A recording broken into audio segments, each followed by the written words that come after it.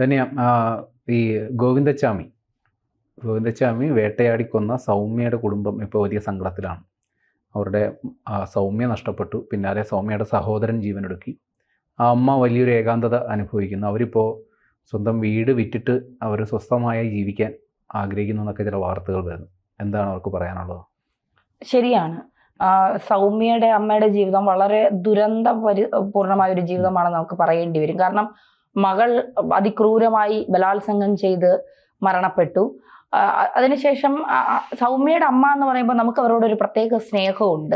കാരണം ഒരു മകൾ മരിച്ചതിന് ശേഷം പിന്നെ അവർ ഒരു വാർത്താ മാധ്യമങ്ങളുടെ മുന്നിൽ വന്ന് കണ്ണീരൊഴിക്കാനോ ബ്യൂട്ടി പാർലറിൽ പോയി ബ്യൂട്ടീഷ്യൻ ചെയ്യാനോ ഇതൊന്നും അങ്ങനത്തെ ഒരു രീതിയിൽ സിനിമ പിടിക്കാനോ മകൾ മരിച്ച പണം കൊണ്ടോ അല്ലെങ്കിൽ അത്തരത്തിൽ കിട്ടിയ ആനുകൂല്യങ്ങൾ കൊണ്ട് ആളുകൾക്കിടയിലേക്ക് നടന്നിറങ്ങി കുറെ ഷോ ഓഫ് കാണിക്കാനൊന്നും സൗമ്യയുടെ അമ്മ ശ്രമിച്ചിട്ട് നമ്മൾ അവരെ കണ്ടിട്ടില്ല. നമ്മൾ കുറെ കാലത്തിന് ശേഷം അവരെ കാണുന്നത് ഇപ്പോൾ ഈ ഗോവിന്ദച്ചാമി ജയിൽ ചാടിയതിനു ശേഷമാണ്. ഞാൻ പലപ്പോഴും ആലോചിക്കാറുണ്ട്, അവരൊക്കെ ജീവിച്ചിരിപ്പുണ്ടോ എന്ന് പോലും നമുക്കറിയില്ലല്ലോ എന്നൊക്കെ നമ്മൾ ആലോചിക്കാറുണ്ട്. കാരണം അത്രയ്ക്ക് ഒതുങ്ങി കഴിഞ്ഞ ഒരു അമ്മയാണ് അവർ.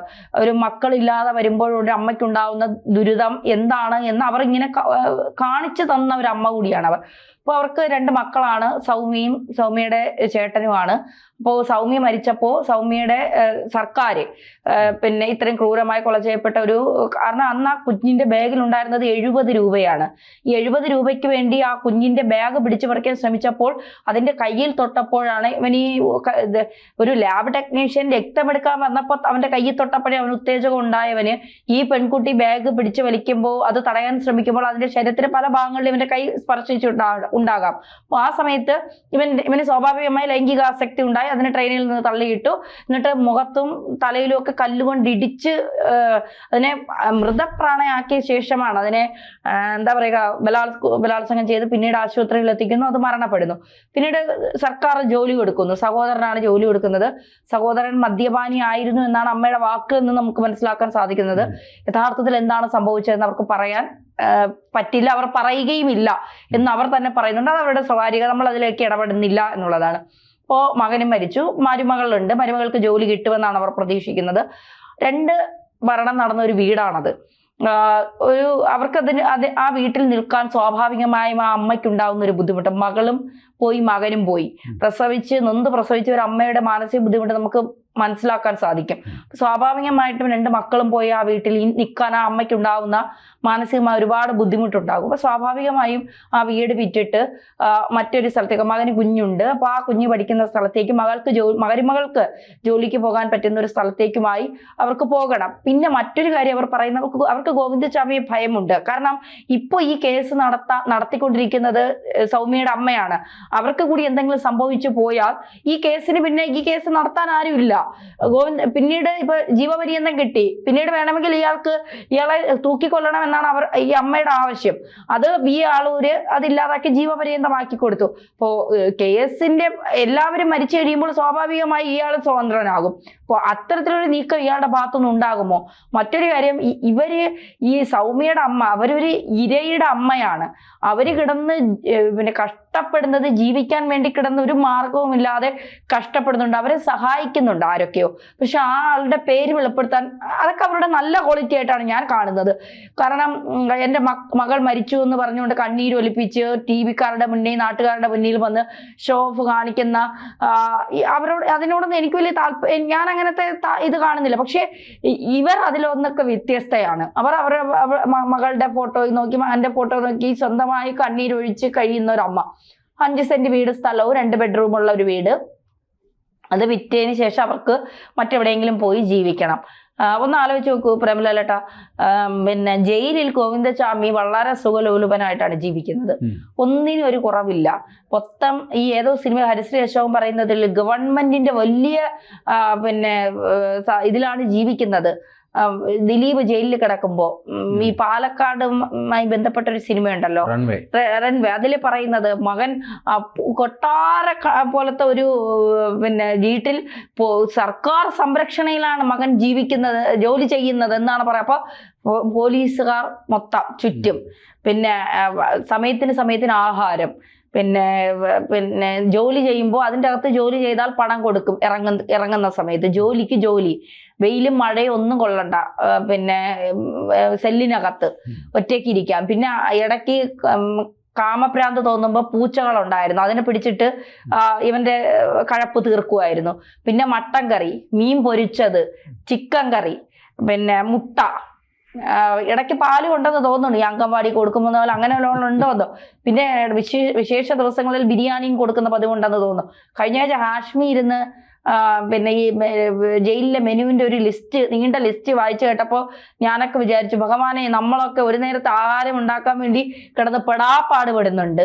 ഇവനൊക്കെ നമ്മുടെ കൂടി നികുതി പണം കൊണ്ടാണ് ഈ കള്ളന്മാരെ, ഈ കൊലപാതകളെയും ഈ ബലാത്സംഗ വീരന്മാരെ അതിൻ്റെ അകത്തിട്ട് ഇങ്ങനെ തീറ്റി പോറ്റുന്നത് എന്നാലോചിക്കുമ്പോൾ, ഇരയാക്കപ്പെട്ട അമ്മ ഇവിടെ ഒരു നേരത്തെ ഭക്ഷണത്തിന് പോലും ചിലപ്പോൾ വകയില്ലാതെ കടം കയറി മുഴുത്ത് നാട്ടുകാരുടെ മുന്നിൽ പോലും ഇറങ്ങാൻ കഴിയാതെ അവരിവിടെ കരഞ്ഞ് നിലവിളിച്ചും 2 മക്കളും പോയതിൽ നെഞ്ചത്തടിച്ച് നിലവിളിച്ചിരിക്കുകയാണ്. മറ്റൊരിടത്ത് അവൻ ജയിലിൽ ചാടാൻ വേണ്ടി ആഹാരം കഴിക്കാതെ ചിക്കൻ കറിയും ചപ്പാത്തി മാത്രം കഴിച്ച് ശരീരം ക്ലിയർ ആക്കി, എന്താ പറയുക, പിന്നെ ജയിലിൽ ചാടാനുള്ള എല്ലാ ഇതിപ്പോ കഴിഞ്ഞ ദിവസം അലക്സാണ്ടർ ജേക്കബ് ആണെന്ന് തോന്നുന്നു, പഴയ DGP അല്ലെ, അദ്ദേഹം പറയുന്നത് കേട്ടായിരുന്നു. അദ്ദേഹം ഏതോ ഒന്നിൽ മാതൃഭൂമി ന്യൂസിൽ എങ്ങാണ്ടാണ് അദ്ദേഹം പറയുന്നുണ്ട്, അകത്ത് നിന്നൊരു സഹായമില്ലാതെ ഒരിക്കലും ഇയാൾക്ക് പുറത്ത് ചാടാൻ കഴിയില്ല. കാരണം അദ്ദേഹം ജയിൽ DGP ആയിരുന്ന സമയത്താണ് ഈ പിന്നെ കണ്ണൂർ സെൻട്രൽ ജയിലില് ഈ മതിൽ വഴി ആളുകൾ ചാടുന്നത് കണ്ടിട്ട് പ്രതികൾ രക്ഷപ്പെടുന്നത് സ്ഥിരമായ സമയത്താണ് അദ്ദേഹം ഈ വൈദ്യുതി കമ്പികൾ ആ ഭാഗത്ത് മുഴുവൻ വച്ചത്.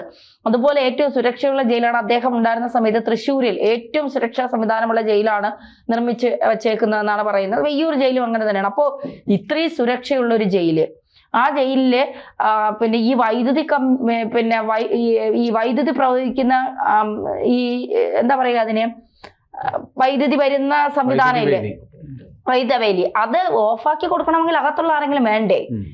അത് ഓഫാക്കിയിട്ടായിരിക്കുമല്ലോ ഇയാൾ ചാടിയത്. കാരണം ആ ഫോട്ടോയിലൊക്കെ കാണുമ്പോൾ തന്നെ നമുക്കറിയാം ഇത് കടന്ന് ചാടണമെങ്കിൽ ഇതിൽ ഷോക്ക് ഉണ്ടാവാൻ പാടില്ല എന്നുള്ളതാണ്. അപ്പൊ അത് ഷോക്ക് അടിച്ചിട്ടില്ല അയാൾക്ക്. അങ്ങനെയാണെങ്കിൽ അകത്ത് നിന്ന് കൃത്യമായ സഹായം ഇയാൾക്ക് ലഭിച്ചിട്ടുണ്ട്. മാത്രമല്ല ഇയാൾ പോലീസിന് മൊഴി കൊടുത്തിട്ടുണ്ട്, അല്ല ഡോക്ടറോട് കാര്യങ്ങൾ തുറന്നു പറഞ്ഞിട്ടുണ്ട്.